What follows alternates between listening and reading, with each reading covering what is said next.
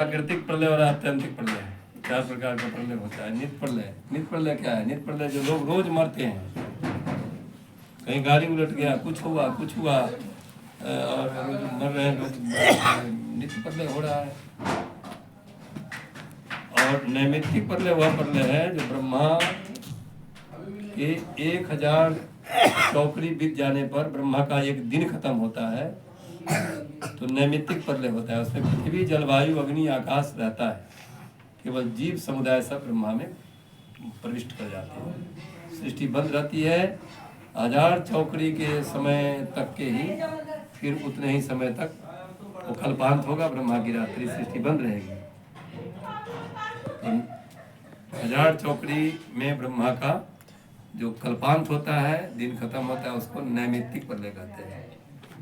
प्राकृतिक प्रलय महाप्रलय है, महाप्रलय का वर्णन उसमें आया है।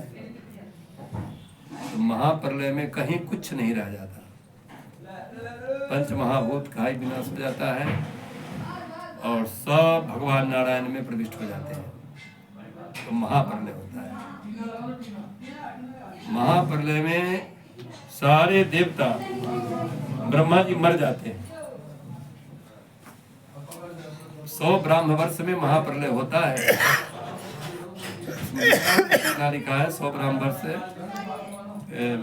महाप्रलय का, 1 नील 40 खरब 20 अरब वर्ष में होता है। तो महाप्रलय में ब्रह्मा मर जाते हैं और कुछ नहीं, एक नारायण ही शेष रहते हैं।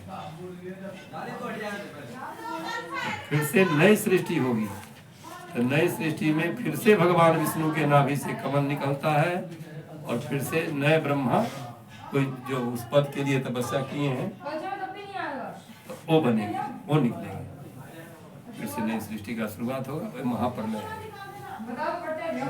इसको प्राकृतिक प्रलय भी कहते हैं। और आत्यंतिक प्रलय मोक्ष को कहते हैं। और देहादेही होता है, जब जीव का वासना खत्म हो जाता है, भगवान के भजन में लीन हो जाता है, तो उसका फिर से जन्म नहीं होता। तो ऐसे ऐसे लोग आत्यंतिक प्रलय को प्राप्त करते हैं। आना होता आत्यंतिको प्रलय व मोक्ष, इसमें लिखा हुआ है। ये 4 प्रकार के प्रलय का वर्णन किया है। बाद में 100 वर्षों तक शाम थी, तो वैसे ही अपने अपने पिता में सब घुस जाता है। पृथ्वी अपने पिता जल में घुस जाएगा। पृथ्वी से 3 गुना ज्यादा जल है और शक्ति में भी ज्यादा है ताकत। समुद्र अगर चल दे, अगर निकल करके अगर बाहर आ जाए, तो ये धरती का पता भी नहीं लगेगा। धरती कितना है, ये चारों तरफ से समुद्र ही समुद्र है। 1/4 मतलब 3 भाग पानी है, 1 ही भाग धरती है।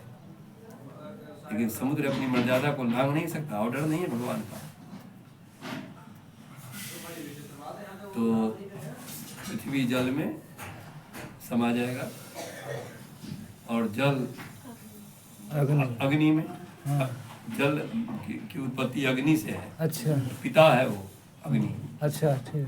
जल और अग्नि में लड़ाई हो तो जल जीतता है। हाँ, ऐसा है ना, उसमें एक बात है कि अग्नि है, जैसे कि थोड़ी अग्नि है, तो उसको पानी से बुझा देते हैं, है ना जी। तो पानी जो है पुत्र है और जल पिता है, तो पिता को बुझा दिया वो थोड़ा। और जहाँ भयंकर जो है आग लगे, तो वहाँ जो है उसको कुछ नहीं कर सकता है। तो पृथ्वी अब तेजो, जल वो अग्नि में, अग्नि जो है वो वायु में। वायु, हाँ, और थोड़ी सी अग्नि वायु में, अग्नि के पिता वायु है। अब थोड़ी दीपक जल रही है, तो उसको हवा उसको बुझा देगा। लेकिन जहाँ भयंकर आग लग जाए, वहाँ तो हवा और ज्यादा उसको बढ़ा देगा, है कि नहीं? इस तरह से वायु आकाश में, वायु के पिता आकाश है। आकाश, आकाश तामस में, अहंकार में तामस, अहंकार में अहंकार, अहंकार किसमें? महतत्व में। महातत्व, ये महातत्व क्या? गुणों में गुण, प्रकृति, ये सब माने भगवान की भावना है, वो सब वृत्ति है। अच्छा।